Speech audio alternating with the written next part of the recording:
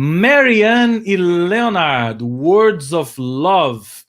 Sim, o Leonard é ele, Leonard Cohen. E a Marianne é a grande musa dele, né? A Marianne Ifan, que eu acho que era o sobrenome dela. Esse é o documentário que é feito pelo Nick Broomfield. Nick Broomfield é um documentarista que teve a sua carreira, a vida do Nick Broomfield, ela se mistura um pouco com a própria história da Marianne e do Leonard Cohen.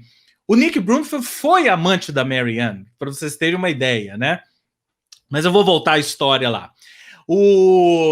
Esse filme mostra como, desde o início, quando eles se conheceram, numa ilha grega, né, a Marianne já era casada, já tinha um filho, e meio que separou do marido e foi para essa ilha grega, e o Leonard Cohen calhou de estar lá também, eles se conheceram lá, se apaixonaram, e aí começa uma linda história de amor através dos tempos.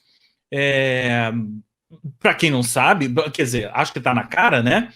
O Leonard Cohen, duas das músicas mais conhecidas dele, que é So Long, Marianne e a Bird on a Wire, foram feitas para essa Marianne.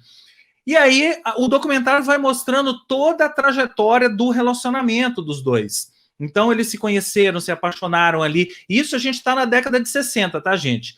Amor livre. Então, ao mesmo tempo que ela estava com ele, ela não estava. E ela não queria muito se ter ali um laço com ele, criar uma raiz com ele. Então, ao mesmo tempo, ela tinha outros caras, né? Mas ele sempre foi apaixonado por ela.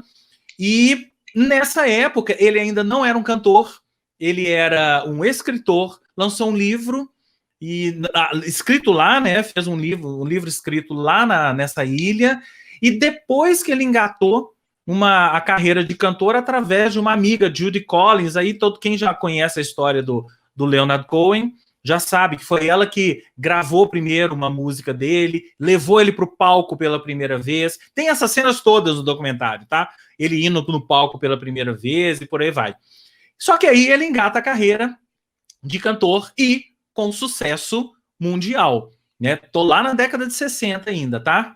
E a Marianne, e aí eles começam uma história de idas e vindas. Então ele traz a Marianne para morar com ele no Canadá, depois em Nova York, mas ela nunca se adapta à vida ao lado do artista. Então ela volta para a ilha e depois, tempos depois, ele importa ela de novo com o filho. Então eles vivem uma relação de idas e vindas ao longo das décadas, e é muito legal ele contando como que a história da canção So Long, Marianne, porque ele conta lá que ele passava primeiro 6 meses do ano com a Marianne, depois ele passou a passar 5 meses, de repente ele só estava 2 meses com ela, de repente 1 mês, aí ele chegou a um ponto que ele viu que ele não ia mais passar tempo com a Marianne, e ele escreve So Long, Marianne, tipo uma despedida, né? É muito linda a história, gente, é muito lindo mesmo. A Marianne, eu estava lendo algumas coisas até sobre gente que viu o documentário e tal. Tem gente que acha que ela era uma porra louca, né? Então ela largou o marido, e tem a história do filho. O filho tem algum tipo de problema mental. Eu não consegui descobrir qual o fim do filho, se ele está vivo, se ele está morto.